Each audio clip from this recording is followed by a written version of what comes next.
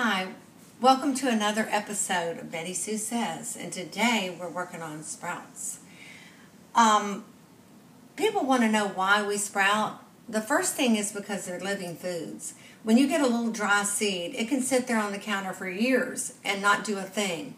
But the minute you soak it or wet it or rinse it or set it out in the rain, it just has that nature that when it gets exposed to light and water, it wants to grow.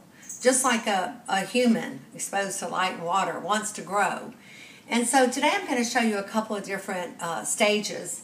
Now, I've got these. I already soaked these. These are lentils.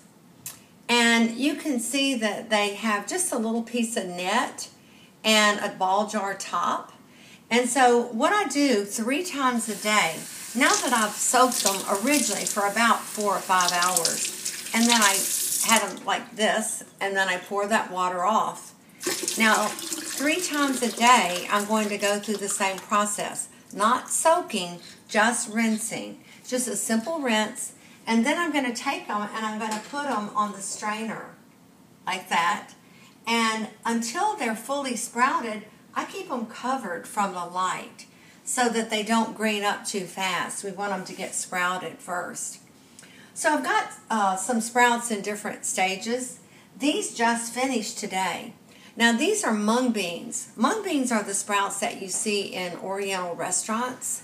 And as you can see, we've got quite a big jar here of mung beans with a little green growing on them. And you see that green, that's a living food. That's a microgreen. And these have a little bit stronger flavor than lentils do.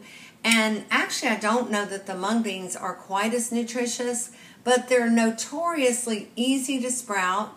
And I think one reason they're popular is that they go a long way. As you can see, we've made a half a gallon of sprouts with just 1/4 of a cup of mung beans. So mung beans are really great producers. These are really good to take by the handful and put down in your smoothie in the morning. Just blend them up and you'll hardly know they're there. I like to put these in energy soup.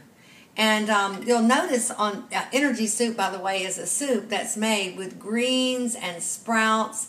You can put carrots in there. You can put apples in there, celery, zucchini, and just put it all in your blender or your Vitamix. Blend it up. You can sprinkle sprouts on top. I like to sprinkle a chopped up apple or some blueberries on the top just to give it a little bit of sweetness because it's a little bit on the tart side.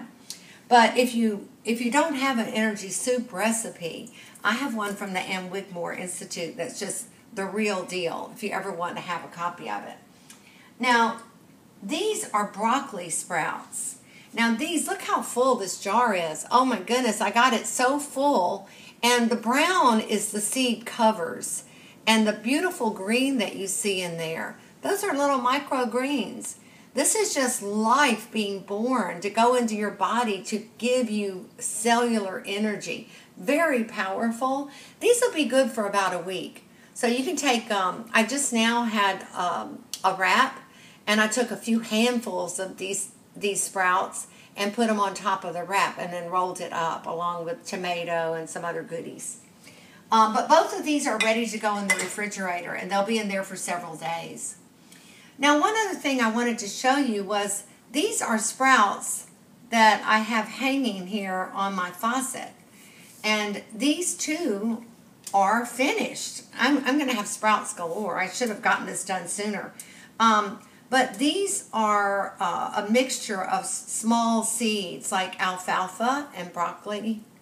And I do them in the bag because in the bag you don't have any danger of them molding, which sometimes in our area, if you forget these babies, they will mold.